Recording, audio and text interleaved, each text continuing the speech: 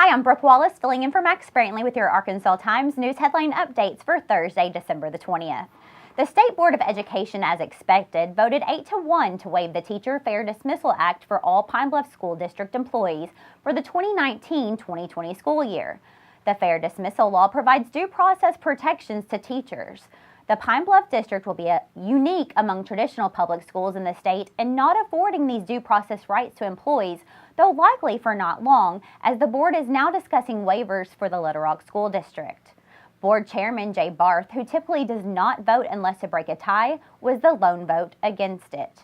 In testimony before the board, Superintendent Jeremy Owa said he didn't know if the waiver would be helpful to him. Owa, as employee of the State Education Department, was appointed to head the district when the state board voted in September to take over the fiscally distressed district.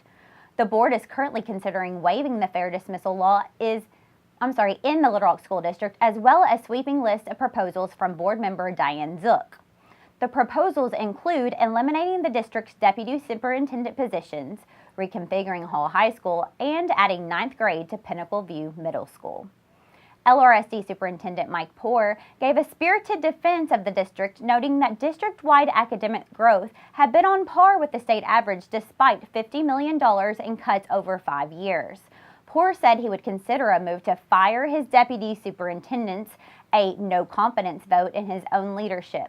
That sounded a lot like he would quit if the board moved forward with that proposal. The board is amid a long stretch of public comment, after which motions on the various proposals are expected. Governor Hutchinson today announced that the appointment of a current staffer, Justin Tate of Little Rock, to a 6-year term on the Arkansas Public Service Commission. Tate replaces outgoing Commissioner Elena Willis, whose term expires on January the 14th. The commission oversees public utilities in the state. It's also the only state commission that draws a salary.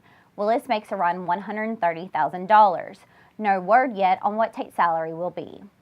In national news, the Senate last night passed a stopgap measure to keep the government funded and avoid a shutdown. The funding bill does not include President Trump's requested $5 billion for a wall at the nation's southern border. Trump has promised that he will build a wall, and it will be big, and that it will be beautiful. He had previously promised that Mexico would pay for the wall. More recently, he has stated that he would be proud to shut down the government if Congress doesn't force the U.S. taxpayers to pay for it.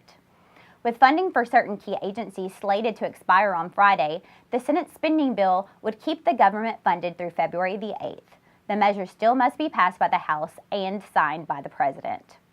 Finally, make sure you check out Rebecca Hall's story on the Arkansas blog on Benton Police Captain Kevin Russell, the newest appointee to the State Medical Marijuana Commission and a longtime and active advocate against medical marijuana.